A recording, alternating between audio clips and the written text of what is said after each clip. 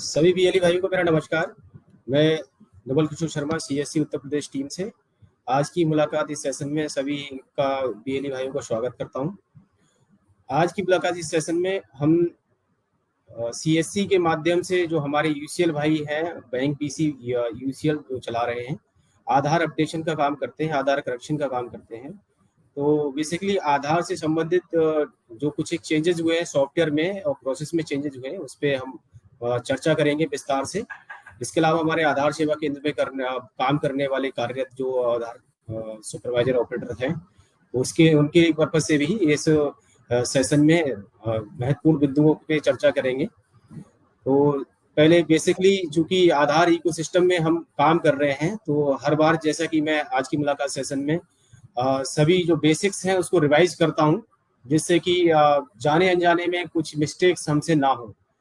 तो आधार इकोसिस्टम में सबसे पहले जो यूआईडीआई अथॉरिटी है उसके द्वारा जो गाइडलाइंस एसओपी जारी किया गया है, जो बेसिक गाइडलाइंस हैं, उसको हमेशा जो है हमें ध्यान में रखते हुए काम करना है और उसको स्ट्रिक्टली फॉलो करना हमारा आपका सभी का कर्तव्य है।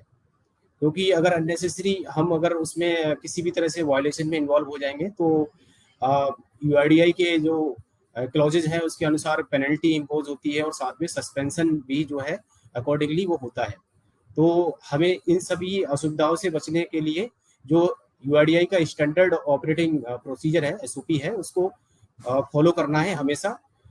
इसके अलावा किसी भी तरह से यूआईडीआई के द्वारा जो निर्धारित शुल्क हैं, चाहे वो न्यू एनरोलमेंट को लेके होते हैं, प्रिंटिंग के चार्जेस हैं, या फिर हम आधार अपडेट पे जो काम कर रहे हैं, तो जिस तरह के अपडेशन से संबंधित जो यूजर चार्जेस हैं वही रेजिडेंट से हमको चार्ज करने हैं। किसी भी तरह से हमें ओवर चार्जिंग में इन्वॉल्व नहीं होना होता है।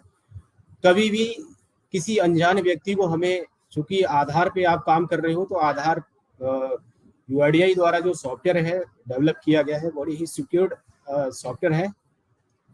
तो उस सॉफ्टवेयर के साथ में किसी भी तरह की टेम्परिंग या फिर जो है मैनिपुलेशन ना हो, तो उसके पर्पज से आपको किसी भी तरह से किसी अनजान व्यक्ति को अपना सिस्टम कभी भी रिमोट पर नहीं देना है, जिससे कि वो उसमें किसी भी तरह से कुछ बाईपास या फिर जो है उसको ब्रेक कर पाए। तो आपको किसी अनजान व्यक्ति को कभी भी अपना सिस्टम रिमोट पे नहीं देना है। डॉक्यूमेंटेशन की बात करें, चूंकि आधार आप लोग करेक्शन करते हैं तो कुछ एक डॉक्यूमेंट्स रिक्वायर्ड होते हैं रेजिडेंट से, तो डॉक्यूमेंट्स को प्रॉपर चेक कर लें कि रेजिडेंट जो डॉक्यूमेंट लेकर आए हैं, जो भी उनको आधार में करेक्शन कराना है उससे संबंधित ही वो डॉक्यूमेंट लेकर आए हैं, और उस डॉक्यूमेंट में किसी भी तरह की कोई टेम्परिंग या फिर जो है ओवर राइटिंग या वाइटनर या किसी भी तरह से आपको लग रहा है कि ये डॉक्यूमेंट जो है ना मेरे को फेक लग रहा है। कुछ डॉक्यूमेंट्स हैं जो कि ऑनलाइन जारी किए जाते हैं। आजकल जो भी डॉक्यूमेंट्स ऑनलाइन जारी किए जाते हैं, या तो उस पर वेबसाइट रहती है कि ये वेबसाइट है जिसपे जाके आप वेरिफिकेशन कर सकते हो, और मोस्ट प्रोबेबली आजकल जितने भी डॉक्यूमेंट्स ऑनलाइन जारी हो रहे हैं सभी पे बारकोड रहता है। तो आप प्रॉपर चेक कर लें, बारकोड स्कैनर के माध्यम से इसको स्कैन करें, या जो वेबसाइट्स उस पे लिखी रहती हैं डॉक्यूमेंट्स पे, तो उस वेबसाइट पे आप जाके विजिट करें, उसका वेरिफिकेशन कर लें। डॉक्यूमेंट आपको सही लगे तभी उस डॉक्यूमेंट को यूज करें। जो डॉक्यूमेंट्स आप लोग ले रहे हो, साथ में आप डॉक्यूमेंट यूज करने के बाद में जो आप एनरोलमेंट करते हैं, तो एनरोलमेंट स्कैनिंग डॉक्यूमेंट की जब होती है तो स्कैन डॉक्यूमेंट होने के बाद आपके स्क्रीन पे शो करता है, उसको चेक कर लें कि प्रॉपर स्कैनिंग हो गई है उसकी। ऐसा तो नहीं है कि डॉक्यूमेंट जो था रेजिडेंट लेके आए और वो जो है जल्दबाजी में आपने उसका बैक साइड रख के उसको स्कैनर में रख दिया और स्कैन हो गया, तो प्लेन डॉक्यूमेंट स्कैन होगा। तो स्कैन होने के बाद में, और जो भी आप इंफॉर्मेशन फिल कर रहे हैं रेजिडेंट की, उसको एक बार चेक कर लें और उसके बाद ही आप फाइनल सबमिट करें।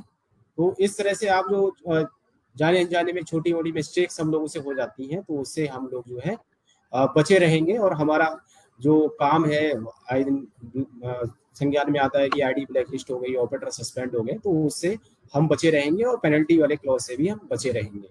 क्योंकि डॉक्यूमेंट्स एरर के बिहाफ पे भी अब जो पेनल्टी थी वो उसको लगभग, अगर बात करूं मैं DOE2, तो DOE2 जो पेनल्टी थी पहले 25 रुपए पर पैकेट हुआ करती थी, जिसको कि अब 1000 रुपए पर पैकेट कर दिया गया है।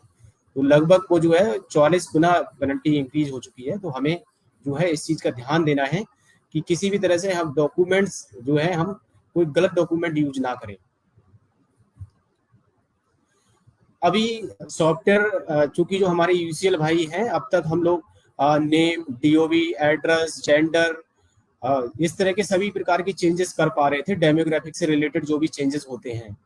चूंकि यूआईडीआई के द्वारा नया एसओपी जारी किया गया, तो हमारी कुछ एक सर्विसेज को रिस्ट्रिक्टेड किया जा रहा है, जो कि आप अपडेटेड वर्जन में देख पा रहे होंगे। जो अभी भी वर्जन है 176 से ऊपर जितने वर्जन है, 176, 178, 180, 181, सभी में जो हमारी सर्विसेज थी जिसपे कि हम नेम करेक्शन, डीओबी करेक्शन या जेंडर करेक्शन कर पाते थे, तो वो सर्विसेज अब हम लोग नहीं कर पा रहे हैं।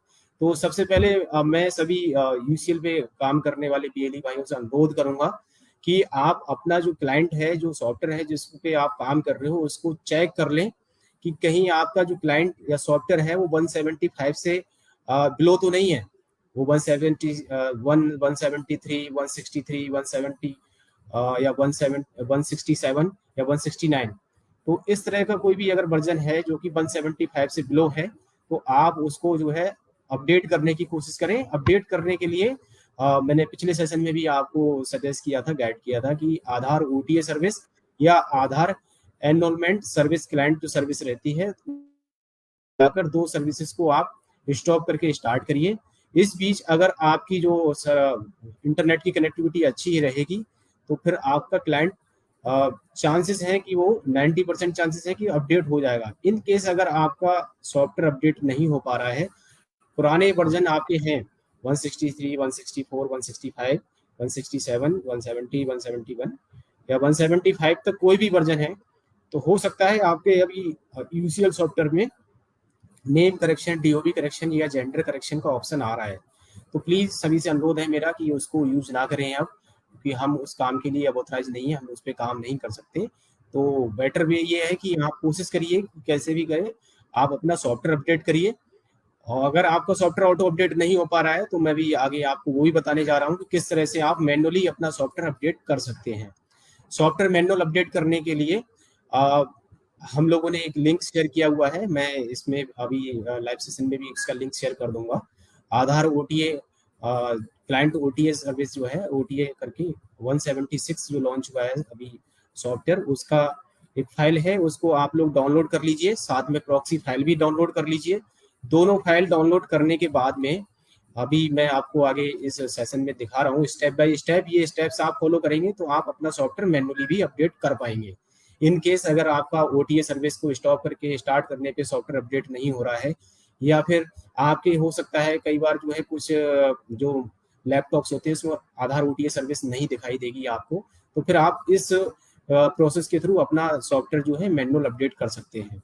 आपने क्लाइंट ओटीए जो 176 है, वो फाइल डाउनलोड, जो लिंक अभी मैंने लास्ट स्लाइड में दिखाया, वहां से डाउनलोड कर लेंगे। हम लोग अभी आपको ग्रुप्स के माध्यम से और मेल के माध्यम से भी इसको शेयर करने जा रहे हैं, मैंने शेयर भी किया हुआ है। तो आप इससे जो क्लाइंट ओटीए क्लाइंट 176 फाइल है और प्रॉक्सी फाइल दोनों डाउनलोड कर सकते हैं। डाउनलोड करने के बाद में सबसे पहले आपको सर्विसेज में जाना है। जैसे कि सर्विसेज के बारे में जितने भी हमारे आधार ऑपरेटर्स हैं, काम करते हैं, तो उनको इसके बारे में पता रहता है। स्टार्ट पे जाकर आपको सर्विसेज टाइप करना है। सर्विस में जाने के बाद आपको आधार से संबंधित 3 से 4 सर्विसेज मोस्टली दिखाई देती हैं। आधार कैमरा वेंडर डिवाइस मैनेजर होता है, आधार मल्टीपल फॉर्म डिवाइस मैनेजर, आधार ओटीए सर्विस, आधार क्यूएसएसआईटीबी सर्विसेज। आपको ये चारों सर्विसेज को स्टॉप कर देना है। स्टॉप करने के बाद आप सी ड्राइव में यूआरडी अथॉरिटी ऑफ इंडिया जो फोल्डर रहता है उसके अंदर जाएंगे। यूआरडी अथॉरिटी ऑफ इंडिया फोल्डर के अंदर आपको आधार एनरोलमेंट क्लाइंट फोल्डर मिलेगा। आधार एनरोलमेंट क्लाइंट फोल्डर के अंदर जाने के बाद आपको एक सीड नाम का फोल्डर मिलेगा। सीड नाम के फोल्डर में आपने जो भी लिंक में लास्ट स्लाइड में दिखा रहा था, वहां से जो फाइल डाउनलोड की है, आधार क्लाइंट ओटीए 3.3.4.2/176, जो आपने एक फाइल डाउनलोड की होगी, वो दोनों फाइल को आप यहाँ पे पेस्ट करेंगे। पेस्ट करने के बाद में जो एक जिप फाइल है, उस जिप फाइल पर राइट क्लिक करते हैं। राइट क्लिक करने के बाद में आप एक्सट्रैक्ट हेयर करेंगे। एक्सट्रैक्ट हेयर करने के बाद आपको ये सभी फाइल्स नजर आएंगी एक्सट्रैक्ट होने के बाद में उस फोल्डर में।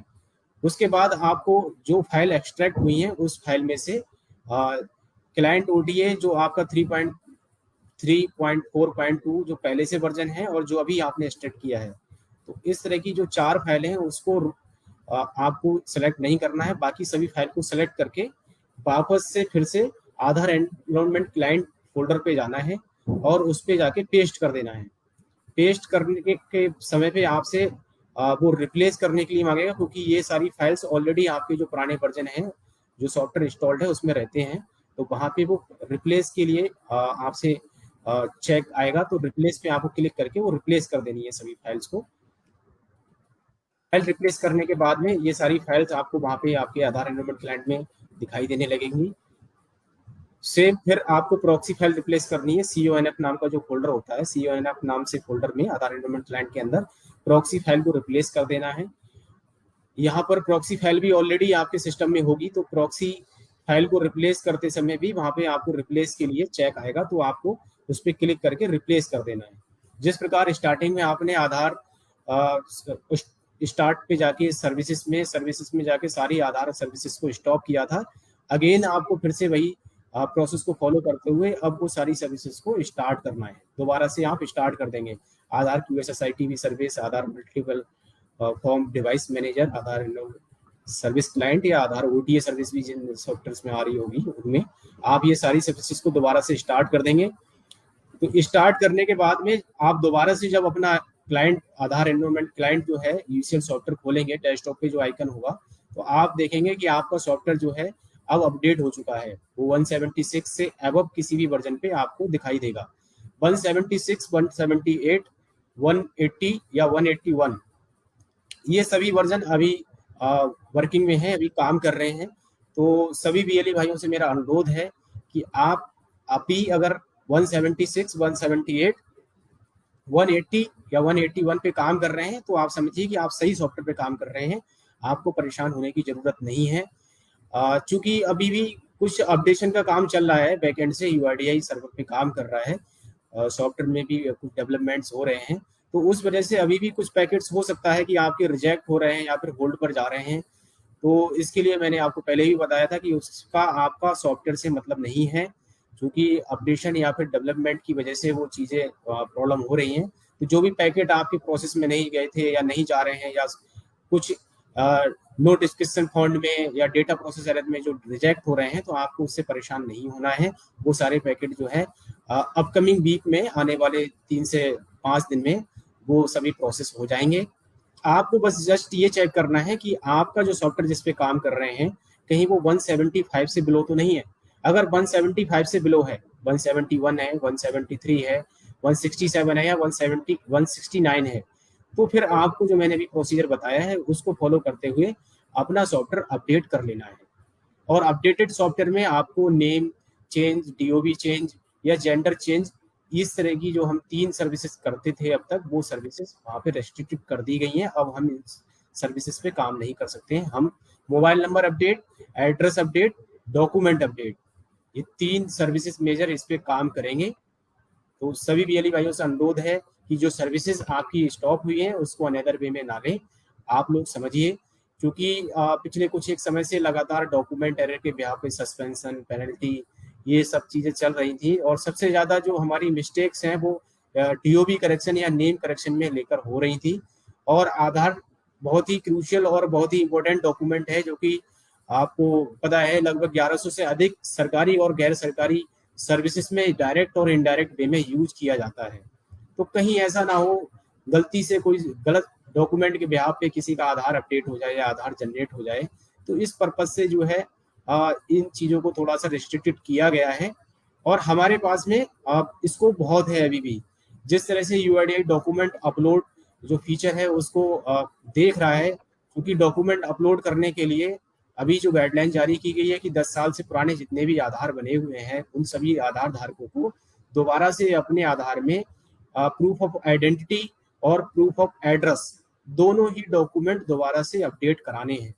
और जो कि नंबर ऑफ रेजिडेंट्स काफ़ी मात्रा में है, करोड़ों की संख्या में जो रेजिडेंट्स हैं वो हैं जिनके की दोबारा से डॉक्यूमेंट अपडेट कराने की ज़रूरत है। तो हमें थोड़ा सा अपने आप को जागरूक करने की ज़रूरत है, और हम अपने साथ साथ अपने सराउंडिंग जो लोग हमारे साथ रहते हैं, हमारे घर परिवार के फैमिली मेम्बर्स हैं, हमारा फ्रेंड सर्किल है, हमारे रिलेटिव्स हैं, हमारे जानने वाले हैं, उनको आप अवेयर करिए और डॉक्यूमेंट अपलोड कराने के लिए उनको बोलिए। तो हमें जो है परेशान नहीं होना है कि 2 सर्विसेज हमारी मेजर थी, जैसे डीओबी या नेम करेक्शन, वो कम कर दी गई हैं, तो हमारा जो है वो फुटफॉल कम हो गया है, ऐसा नहीं है। आप लोग मोबाइल नंबर की भी बात करें तो 30% से अधिक अभी भी रेजिडेंट ऐसे हैं जिनके मोबाइल नंबर लिंक नहीं है आधार में। तो आप लोग इसको थोड़ा सा पॉजिटिव वे में लीजिए, क्योंकि जो गलतियां हमसे जाने अनजाने में हो जाती थी वो पेनल्टी से भी बचे रहेंगे हम, और हम अपने स्कोप को जो है हमेशा कुछ ना कुछ उसमें जो है अपने स्कोप को जारी रखेंगे, काम करेंगे। तो किस तरह से हम अभी भी जो इंक्रीज कर सकते हैं ट्रांजेक्शन्स, हम हमेशा से जो बात करते हैं, ये कुछ एक बेसिक चीजें हैं जिसपे कि हम फोकस करें तो अपने ट्रांजेक्शन्स को आसानी से बढ़ा सकते हैं।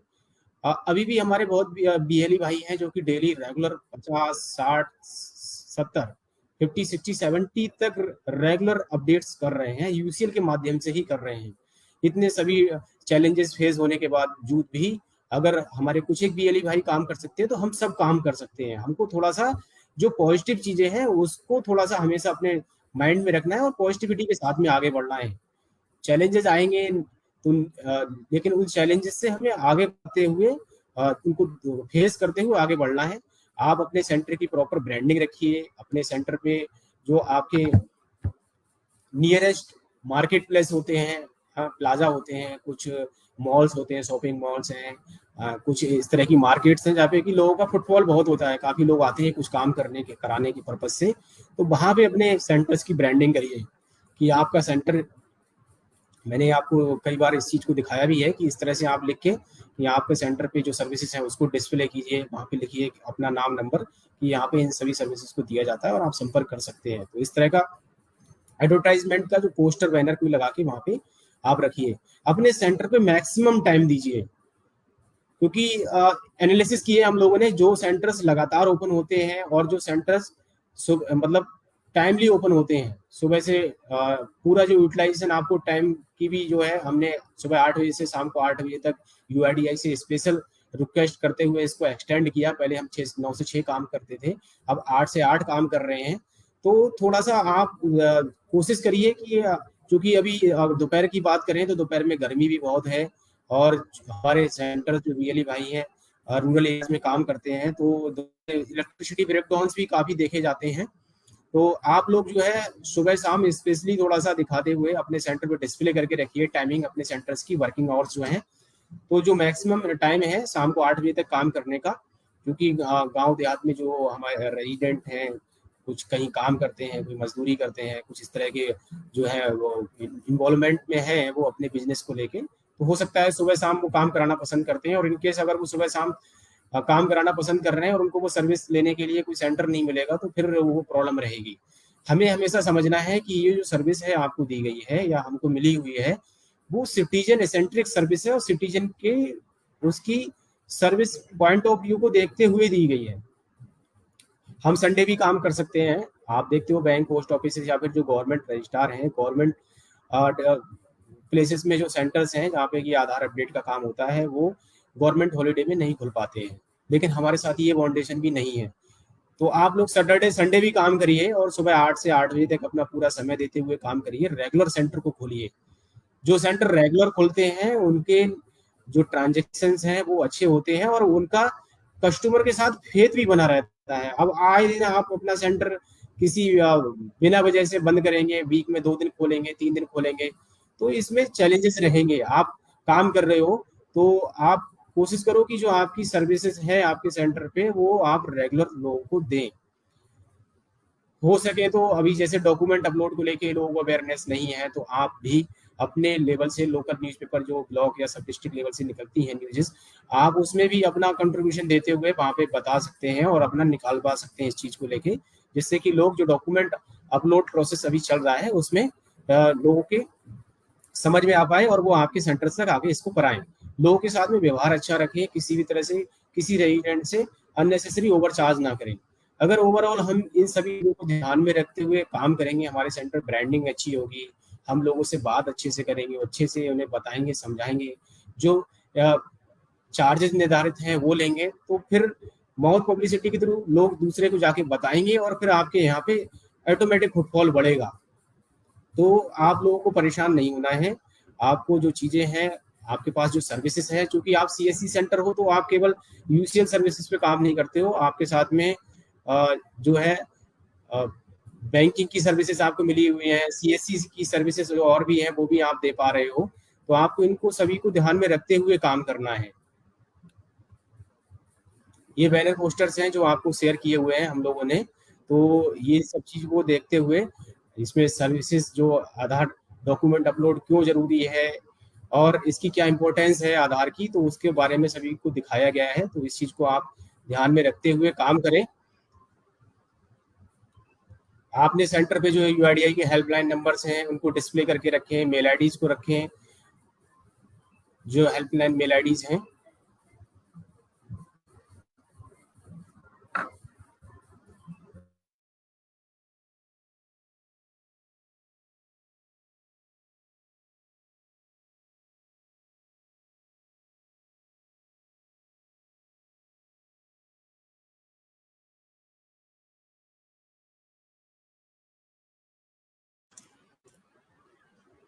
क्षमा चाहूंगा, मैं एक इम्पोर्टेंट कॉल की वजह से मुझे इंटरप्ट होना पड़ा। तो ये आप अपने हेल्पलाइन नंबर्स हैं रेजिडेंट के, उसके पर्पज से, ग्रीवियांस के पर्पज से, या उसको कोई सुझाव देना है तो ये रखें आप अपने, और अपने आप को अवेयर रखें। कोई भी अगर प्रॉब्लम है तो आप भी ये मेल आईडीज पे यूआईडीआई को रेज कर सकते हैं रेजिडेंट को अच्छे से और अच्छी बेटर सर्विस देने के पर्पज से। अगर इनकेस किसी के पैकेट रिजेक्ट हो रहे हैं या कोई एनरोलमेंट काफी समय से लंबित है, तो ये help@uidi.gov.in एक मेल आईडी है। उस पर आप रेजिडेंट की जो ईआईडी नंबर है आप उसको बताइए कि आप इस पे मेल करके भी उसकी क्वेरी कर सकते हैं कि जो उन्होंने एनरोलमेंट कराया था वो क्यों प्रोसेस नहीं हुआ या फिर क्या कारण है वो रिजेक्ट हो गया। तो ये सभी चीज़ों को थोड़ा सा ध्यान रखते हुए हमें काम करना है और अपने आगे वे फॉरवर्ड और इसी में से हमें काम करते रहना है। और हमें अपने ट्रांजेक्शन्स, अपने जो हमारे कस्टमर्स या रेजिडेंट्स हैं उनकी सर्विस पॉइंट ऑफ व्यू से हमेशा जो है तत्पर रहना है। यूआईडीआई के द्वारा जो हमको जिम्मेदारी दी गई है, जिस तरह से हम आज तक काम करते हुए आए हैं, तो इस जिम्मेदारी को पूरा तन्मयता से हमें निभाते हुए काम करना है। कुछ एक बातें आपसे लगातार पिछले कुछ समय से सजेशंस आ रहे हैं कि ये सर्विसेज तो कम कर दी गई, हम जो है स्टैटिक आईपी का जो हमारे चार्जेस हैं वो बहुत आते हैं, स्टैटिक आईपी कैसे जो है हमारी हटवा दी जाए। तो इसके लिए हम यूआईडीआई से बात कर रहे हैं और जो भी अपडेट होगी आपको जो है बताया जाएगा जल्दी ही। ठीक है, तो आप ये मत समझिए कि हमारा जो है खर्चा तो उतना ही रहा और हमारी जो इनकम है वो कम हो जाएगी। इनकम कम नहीं होगी, हमें अपना जो है काउंट बढ़ाने हैं, ट्रांजेक्शन बढ़ाने हैं। ट्रांजेक्शन बढ़ाने के लिए जो मैकेनिज्म है वो आप लोग जो है थोड़ा सा यूज करिए और इसको काफी है। आए दिन जो है कुछ ना कुछ चेंजेस यूआईडीआई लेके आता है, जैसे कि अभी डॉक्यूमेंट अपलोड रिसेंटली आया हुआ है, पिछले 6 महीने से हम लोग इस पे काम कर रहे हैं। तो जो उम्मीद है यूआईडीआई को डॉक्यूमेंट अपलोड पे काम करने की, उस तरह से नहीं अभी तक आउटपुट आया है, लेकिन हम मिलकर इस पे काम करेंगे, लोगों को अवेयर करेंगे जिससे कि लोग डॉक्यूमेंट अपलोड कराएं। तो वो उनके आधार को स्ट्रेंथन करने के पर्पज से, उसको मजबूती देने के पर्पज से ये बहुत जरूरी है। ठीक है, इसी आशा के साथ कि सभी बीएलई भाई जो आज की मुलाकात, ये सेशन था, इसको अच्छे से समझे होंगे और जो डॉक्यूमेंट या जो आप सॉफ्टवेयर पे काम कर रहे हो इसको ध्यान में रखते हुए प्लीज काम करिए। डॉक्यूमेंट आप प्रॉपर लें और अपना जो आधार सॉफ्टवेयर है वो भी अपडेटेड यूज करें। धन्यवाद।